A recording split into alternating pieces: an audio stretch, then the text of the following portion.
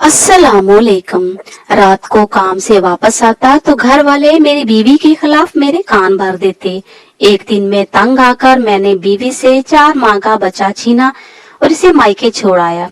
उसके जाने के बाद मुझे घर में कोई पानी तक ना पूछता। आखिर एक दिन मैं उसे वापस लेने चला गया।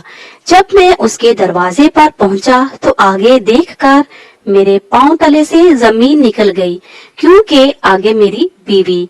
मैंने उससे 4 माह का बच्चा छीन लिया और इसे मायके छोड़ आया।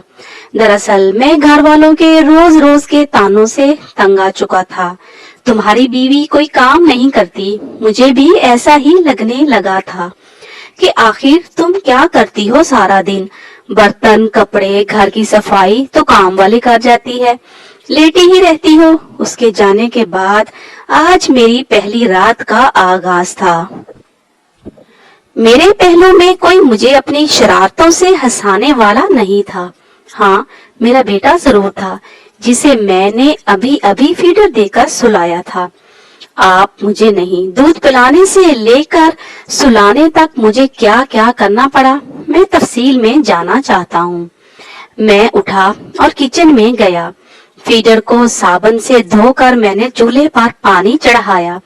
फीडर को उबाला, फिर दूध बनाने के लिए पानी नीम गर्म किया और इसमें पाउडर डाला, तब जाकर एक फीडर तैयार हुआ। दूध पिलाने के बाद मैंने इसे कंधे से लगाकर थपथपाया ताकि दूध हजम हो सके। अभी उसका पैम्पर तब्दील करने के लिए उसे लुटाया तो मालूम हुआ कि बच्चे ने पखाना किया हुआ है। उसे बाथरूम ले जाकर साफ करके वापस आया तो उसने दूध की उल्टी कर दी। मैंने जल्दी से रुमाल की उठाकर लपका, खैर उसको पैम्पर दोबारा लगाया और बाजू में झुला कर सुलाने लगा। दूध उबल कर ठंडा किया, फ्रिज में रख दिया। वो होती तो मिल्क शेक बनाकर मेरे हाथ में थमा देती, लेकिन अब इतने झमेलों में कौन पड़े।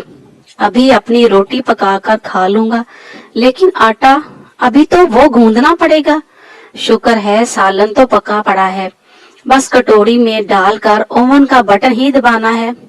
मैं जरा बेड से बखेरा उठा लूं, पैम्पर वाए, खिलौने, फीडर, शीट्स को उनकी मखसूस जगहों पर रखा और रोटी नहीं। सुबह ऑफिस जाने के लिए कपड़े भी इस्त्री करने हैं। मैं लगा कपड़े इस्त्री करने लगे। अभी शर्ट प्रेस भी की ही थी कि बेटा रोने लगा। अब की बार मैंने उसको झूले में डाला और झूला झुलाने लगा। भूख से मेरा बुरा हाल था। अल्लाह अल्लाह करके बच्चे को सुलाया और एक रेस्टोरेंट पर कॉल करके खाना डिलीवर करने का ऑर्डर किया। आधे घंटे बाद खाना मेरे सामने था। मैंने बड़े बड़े नवालों में खाना खत्म कर दिया, क्योंकि मैं जानता था कि अगर बेटा दोबारा जाग उठा तो खाना पड़ा रह जाएगा। फिर दोबारा गर्म करने के लिए भी टाइम चाहिए और मुशक्कत भी। मुझे उकताहट होने लगी। घड़ी 11 बजा रही थी। मैं बिस्तर पर ढहस आ गया। सायरा, वो चादर ही अलमारी से निकाल दो, मैं ओढ़ कर सोना चाहता हूँ, लेकिन नहीं, अब खुद उठ कर ही लेनी पड़ेगी। अभी मैं ये सोच ही रहा था कि यूपीएस भी जवाब दे गया और पंखा बंद हो गया। इससे पहले कि गर्मी में के सबब मेरा बेटा जाग जाता और चिल्लाने लगता, मैंने बेड से छलांग लगाई और झट से दस्ती पंखा अलमारी से निकाल लाया। मैं उसको पंखा झलने लगा और साथ साथ नींद की शिद्दत से खुद भी झूलने लगा। 12 बजे बिजली आई, मैं फौरन सो गया। 2 बजे बेटे के रोने की आवाज से मेरी आंख खुल गई। अचानक गहरी नींद से जागने पर मेरे सर में दर्द होने लगा। उसे भूख लगी हुई थी। मैं सुस्ती से उठा और उसे डब्बे का दूध बनाकर पिलाया। 2:30 बजे के करीब बेटा सो गया। मैं भी उसके बाद। बेटा कब जागा और कब तक रोता रहा मुझे नहीं मालूम। अलबत्ता जब सुबह उठा 8 बजे आंख खुली तो वो रो रहा था और उसके पैम्पर से मवाद निकल रहा था और बेडशीट में जज्ब हो रहा था। जल्दी से उठा, पैम्पर तब्दील किया, दूध पिलाया, बेडशीट को धोया और एक धुली हुई बेडशीट बिछाई। 9:15 हो चुके थे। नाश्ता जो मैं दही खाता था वो सायरा घर में ही बना लेती थी। न जाने किस पहर बनाती थी। मैंने चाय बनाने की गर्ज से सॉस पैन में दूध अंडेला और सोचने लगा कौन सा वक्त था जब सायरा मसरूफ नहीं होती थी। मेरी खिदमत में भी कोई कमी नहीं आने देती थी। घर में सिर्फ वही 3 काम तो ना थे जिनके लिए मैंने नौकरानी रख दी थी। एक बच्चे को संभालना ही काफी था उसके लिए, थकन से चूर करने के लिए। लेकिन वो मुझे वक्त पर खाना देकर जब मैं थक जाता तो मुझे दबाती थी, मैं उदास होता तो मुझे हंसाती थी और मेरी दिलजोई करती। मैं कारोबारी मामलात में कश्मकश में पड़ जाता तो वो मेरा हौसला बंधाती थी। मैं सोचों में गुम था। दूध उबलकर शेल्फ पर आ चुका था। मैं आहिस्ता आहिस्ता शेल्फ पर कपड़ा लगाने लगा। तुम करती ही क्या हो सारा दिन? वाह, तुम्हारा जिस्म क्यों दर्द करने लगा?